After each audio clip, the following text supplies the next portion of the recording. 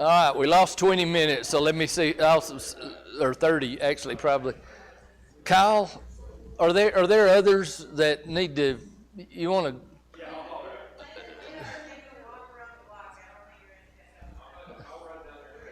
Okay, let's get started. 5 o'clock's going to be here, and everybody's going to be worn out. So, all right. So, thank you for staying with me. All right, we're talking in this session about honesty, trust, openness, and transparency. You cannot have a good relationship. I don't care what kind of relationship, without honesty, trust, and transparency. It's impossible to have a good relationship without total honesty, openness, and trust. Boss, employer, or employee, student, teacher, parent, child, husband, wife. Because if we don't have honesty and transparency, we are living, having to try to read in between the lines, trying to make assumptions, trying to figure out what's going on. Words do not matter. Simple example. I think she's mad at me. I think I'll ask her, are you mad at me for some reason? No, I'm not mad at you. I turn and walk away. I can tell she's mad at me. Now, that happens all the time, doesn't it? But think about how ridiculous that is. What that does is takes away the whole benefit of communication because it waters it down and makes it worthless. It gives no meaning to words. It enables us not to have questions answered, not to understand things we want to understand. But the majority of people interact with one another in exactly that way. And when you think about it, you see how ridiculous it is, doesn't it? Isn't it able? Aren't you able to see it? So, the whole purpose here is to value openness, trust, and transparency. And let's start with what God has to say. I use this verse from Hebrews 13. Where the Hebrews writer said marriage should be honored by all, and the marriage bed undefiled and kept pure. But the idea of this is a special relationship that should be filled with integrity. It is an honorable relationship. We don't water it down by having relationships that have anything less than trust. Now, this one is the one that many of us need to study and think about and concentrate on. Matthew 5, Sermon on the Mount, verse 37, simply let your yes be yes, or the old King James Version, your yea be yea, and your nay be nay. And if it were Barry's version, it would be guard and protect every word, so that in every word you mean what you say, and you say what you mean. All of us have friends where if we ask them a question and they give us an answer, we take and reshape that answer because we know they are flippant in what they say. And so we're careful with what we do with that information. You know what I mean? You know, you ask somebody something and they give you an answer and you go, okay, that probably means about whatever. Well, it's also a personality type. Some of us, by personality type, are very precise. The engineers, the architects, the accountants, the programmers, everything is precise and logically driven. And I'll talk more about that later. And for some of us, we're touchy-feely, atom bombs and horseshoes. Isn't that what we said as kids? You know, if you're in the general neighborhood, and what's the big deal?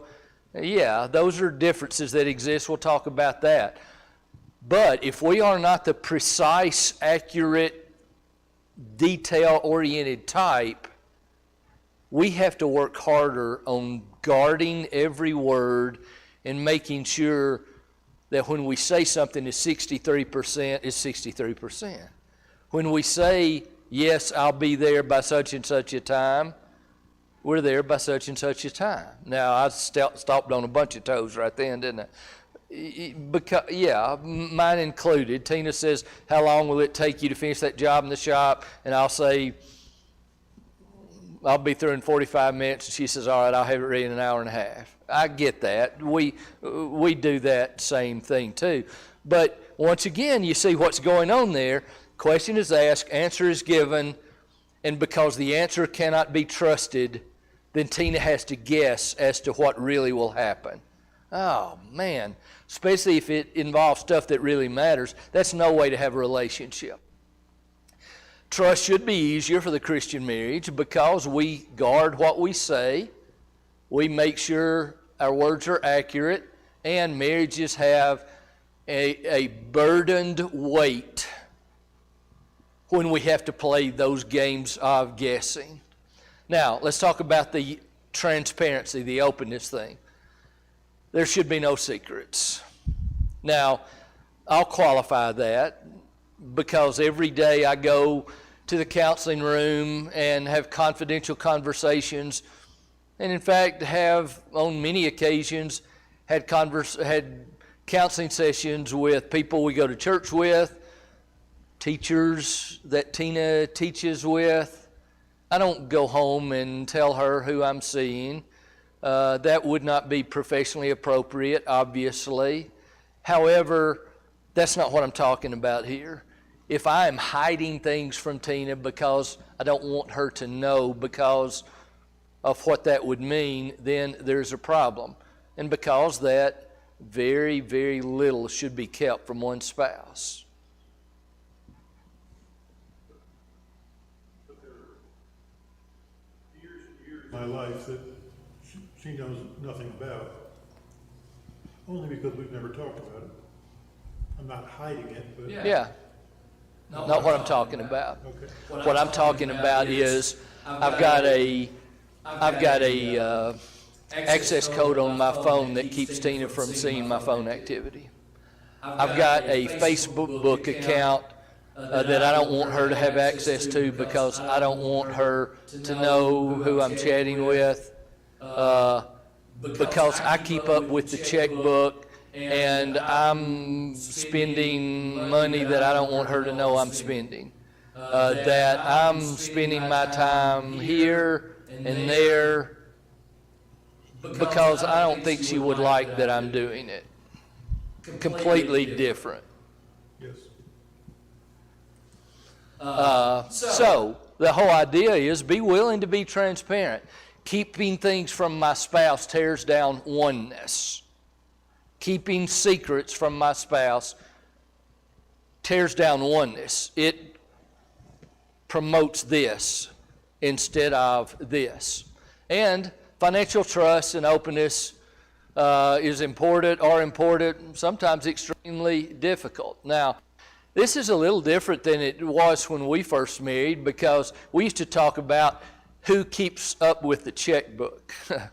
You know, who writes the checks, who opens the bills and actually signs the check and figures out how much money is in the account. That's the way it used to work with automatic drafts and online banking, and the way we do it now is completely different. However, it's not different in that still one of you most likely is more financially motivated or business-like than the other one, and oftentimes one of you kind of enjoys the numbers thing and one of you doesn't. And if you're the one that doesn't, all you want to make sure of is that when I need to spend money or want to spend money, there's money there. Right? And so the whole matter of being open and honest and on the same page in that situation very much takes effort. Takes effort. Gives one person a headache and they don't like headaches, so no, I don't even want to know. You just take care of it. But when I go to the grocery store or when I go to buy something, if there's not enough money there, then that can be a problem. So it takes effort. Well, I'll come back to that. Regularly discussing finances. where you are financially so that there are no surprises. When Tina and I married, we had a rule that you couldn't spend more than $25 without asking the other one. That'd be a little bit of a challenge today, wouldn't it? Yeah, absolutely. In fact, I was counseling with an older couple in their 60s back a few weeks ago, and they were having financial trouble, and they were having openness and honesty trouble, and spending, their philosophy on spending was very different. So I asked them, gave them a piece of paper, and I said, write down on the piece of paper the amount of money you feel like you can spend without talking to the other one about it. And so they both did. I said, don't look, just write your number down. And so I turned to him first and I said, so what's your number? And he showed it to me. It had $50. And I went, okay, that's, wow, you know, you're careful. And I said, now show me yours. And you know what number she had on hers? How much? 750. What was that? One tank of gas. One tank of gas, yeah. Feels like it, doesn't it? So, if I tell you nothing more, do you think there are problems there? Yeah, absolutely. Why? Well, because one of them's a spender, one of them's a saver. They have two different accounts. You know, they've got all of the we're not on the same page stuff. Openness, honesty, transparency. And if you need to, create rules. We did. Before they left, we had some rules created that day. And they, at least for the moment, agreed to them. All right, so let's talk about the rebuilding trust part of this. I'm flying through some of this trying to catch up, so just run with me. So the whole openness, honesty, transparency thing is difficult when trust has been breached. And there are different ways to breach trust beyond inappropriate relationships. There are the dishonesty factor, the what we do, what we see, who we talk to. There are a lot of ways to breach the trust. And when trust has been breached, in fact, I'll just jump right to the most difficult situation. So pretty much every day I'm dealing with more than one couple who has had affairs. And most of them make it. In fact, I've got numbers of the percentages of those that make it. If they really want to make it, they can make it. They have to work hard. The most difficult part of that always is weeks, months after they have begun the rebuilding process. When the one who had the relationship has had months of having cut off the relationship, trying to rebuild trust, trying to do all the right things, that person, all they want to do is put the past behind them and act like it never happened, and they want to forget it. However, the other person cannot put it behind them. They can't forget it. And every time their spouse comes in 10 minutes late, they are going, where are they? Oh no, is it possible? I didn't think it was happening the first time. I was wrong. Could I be wrong now? And there are triggers, one right after another. And so what happens is, then when that spouse approaches the first and says, where were you? Why are you late? The other spouse, who has done nothing wrong, feels like they are being called into the principal's office. And they feel like they're being accused when they haven't done anything wrong at that moment. And they want to be patted on the back for cleaning things up and fixing things and working so hard. And while they're doing that, they feel like they're being accused of something they didn't do, and they feel like that's not fair. And so the one who did not have the relationship is saying, help him or her to understand why I feel the way I do. And the one who had the relationship, who has tried to do everything right after cleaning up the mess or beginning that process, is going, I haven't done anything wrong. Why am I being treated like this? Well, who's right? Well, they both have reasons for feeling the way they do. I said all that to say this, and this is the point that's important no matter what kind of trust has been breached. The problem in dealing with a lack of trust when trying to rebuild trust is happening is the unknown. And see, if he comes in late and she says, where have you been? And he goes, oh, the boss called me in, I had to work late. His words are not enough because they're not far enough down the road for her to be able to trust his words yet. Right? Does that make sense? Yeah. But it aggravates him because she asked the question, he gave the answer, but it's not enough. And so both of them are frustrated. What is the answer? The answer is providing evidence to make the unknown known. And I help couples to understand in that and other scenarios, do everything you can to help the other one know what otherwise is not known. For example, I tell couples, track each other. If you're not trying to hide anything and she can't know from you telling her where you are, turn Live 360 on or turn tracking on. Get one of the hundreds of apps that will enable you to see. Now, I'll tell you this, I've seen it way too many times.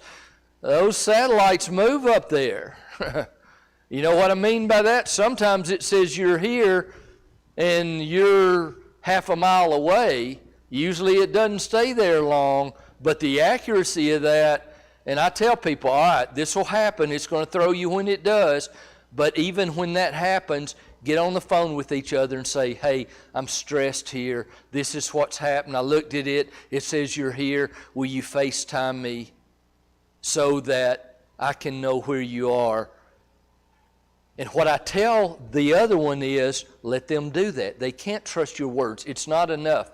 Work together to make the unknown known, because that's what haunts the one who's trying to rebuild trust. Now, one more thing I'll say with that, and again, apply it to whatever level. For example, if a husband or a wife in today's situation has wrestled with the pornography thing and has breached trust with that, and the wife says, how have you done? And he says, oh, I've been doing fine. And she goes, oh, I'm not sure. I'm worried about this. Then use Covenant Eyes, use partnering software, use whatever. Show a history. Don't erase it. Help to make the unknown known. Tell yourself that over and over again. If you're trying to rebuild trust, the key is working together to make the unknown known. Now, here's where I started to go with that. If the partner, the spouse who has breached the trust,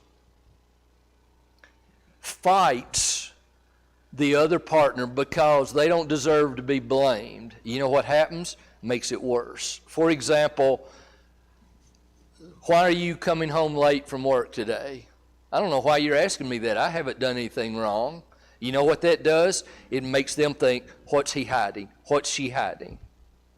However, the opposite of that's also true. I'm really uneasy right now because I don't know why I'm feeling this way. I'm just feeling uneasy. Will you help me? You're late. Will you help me to know why? If he or she goes, I'm so sorry that you're feeling this way. Let me FaceTime you and show you. Hey, let me show you the email where the boss said, hey, can I see you after work today? If you go to that length to try to help the other one to make the unknown known, then the spouse is probably going to say, that's all I needed. Thank you for helping me. I don't even need to see the email. But if there is resistance, it pushes them in the wrong direction. You with me? Now, I realize the scenarios I've given you are more serious, but they're also true when they involve what we might call the little white lies kinds of situations. When you don't have trust, understand that the key to rebuilding trust is working together on the same team to make the unknown known. And when that continues to be done, trust is rebuilt, and you can get back to a non-threatening, non-questioning, non-challenging place. Now, I'm not saying triggers won't sometimes throw you. That oftentimes does continue to happen, but they become very few and far between. All right, I spent a lot of time on that. So, I love this one. And in fact, if you could read your spouse's mind, would you choose to do so? I love asking that question and watching you all wrestle with, I don't know, yes, no, ooh. So, if you have transparency, you don't have to wonder what they're thinking. Can you ask the other one, hey, what are you thinking? And be completely convinced that they will tell you? You ought to be able to. Sometimes what they will say is hard. You may not even like what you hear. But you know what? If you completely believe that they are telling you the truth, what you have in your relationship is so great you can probably handle the hard answer. And sometimes I'll have a spouse and one of them will say, well, I don't know I don't know if he's mad at me or if he didn't like what I said. I'll say, just ask. Just ask. But again, if I say, Tina, are you mad at me? And she says, no, I'm not mad at you. And I walk away going, I can tell she's mad at me. I don't have this. But if I say, Tina, are you aggravated at me? And if I see her pause and think to make sure she's guarding her words and giving me an accurate answer, then I can know that what she's telling me is true, and I don't have to make the guessing games and assumptions game. Now, what I'm telling you is 1% or less of married people have this. But what I'm telling you is the 1% or less that have this have an unbelievably great tool of peace and closeness. To ask a question and you expect the answer and you know they're going to be honest, and vice versa too. If you ask me something, it's freeing for me to feel comfortable enough that I can tell you exactly how I feel and you won't judge me. Perfect example. I'll come in from the hayfield at lunchtime and I'll go, Tina, would you want to fix me a sandwich? And she always says, I'll fix you a sandwich. But she doesn't answer yes to that because what she wants me to do is get my lazy backside off the chair in the kitchen and fix my own sandwich. But she knows I'm tired and I've been working hard and she's just good to me in that way. But she's so careful in guarding her words that if I ask her a question, and I love the fact that when I ask her a question, she'll pause and think before she answers it, because she's making sure that what she tells me is valid. And sometimes she may tell me something I don't want to hear, and I may not like the answer, but I know it's the real answer. I'm telling you, it's huge. So there's a comic routine. Woman asks, so what are you thinking? The man says, nothing. And of course she doesn't believe him. But so you're ruining my next slide. I've got a real-to-life story that is exactly where you're going. Let's see. I'll get there. Hang on to it. I'm sorry to interrupt you. All right, so suggestions to help. Number one, make yourself think before you speak. Ask yourself, is this totally, completely, 100% true? And ask yourself, am I one of these who grew up practicing what do I need to say in this situation to get the desired response instead of to be completely accurate and honest? You know what I'm saying? You ever talk to somebody who we might say grew up in the ghetto and they're good at sizing up the situation and giving the desired response instead of the real answer? Oh, I've known a lot of people like that. If you're in education, you see that all the time. Absolutely. And there are a lot of people who grew up not even thinking twice about, this is not about accuracy or honesty, it's about what answer do I need to give to provide the desired result. There are a lot of church-going people who are pretty good at this. And so we need to be careful not thinking it's just them. Feel you're going to start resenting whether it's right or wrong, and then it's going to build and build and build and then come out in negative ways. I mean, Say the first part of that again? if you don't express yourself like you should and you hold off yeah. on how you really feel, then, you know, and that's part of sometimes how people are. You're going to resent the fact that you feel like you can express yourself, and then it's just going to build and build and build, and then you'll blow up and react in negative ways. Yeah, and in fact, I've got a perfect scenario to follow up on that, but I'm going to save it to the next session on conflict because we're very much talking about two different things here. Ask yourself, when I give an answer, do people believe me? Or do they start trying to read between the lines?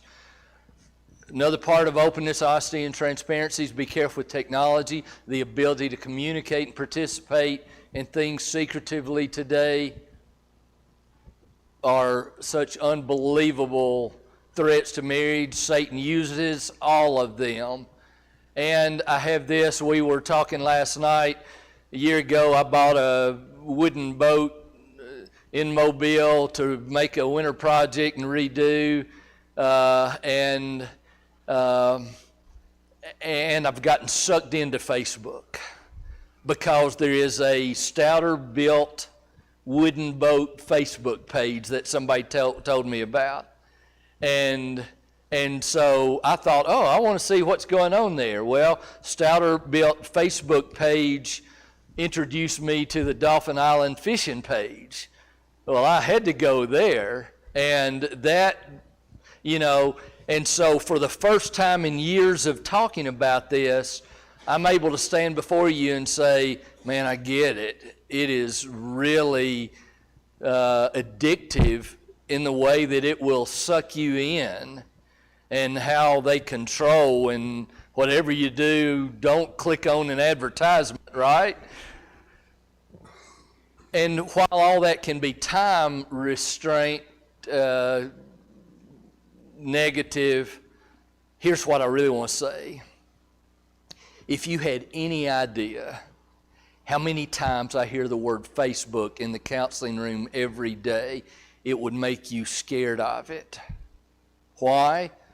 Because it creates the perfect storm of interaction with others, communication, things not being as they seem, hiding things. We live in a day and time when there are marriage problems. 99% of the time, I may be exaggerating, but there are also social media problems. Please be careful with it. I love it when I see a Facebook page used by both husband and wife for the very reasons that I'm talking about. So trust is one of life's most treasured and taken for granted blessings. Once it's gone, it's the hardest thing in the world to get back. So honesty, openness, transparency. All right, let's run through the next section. I think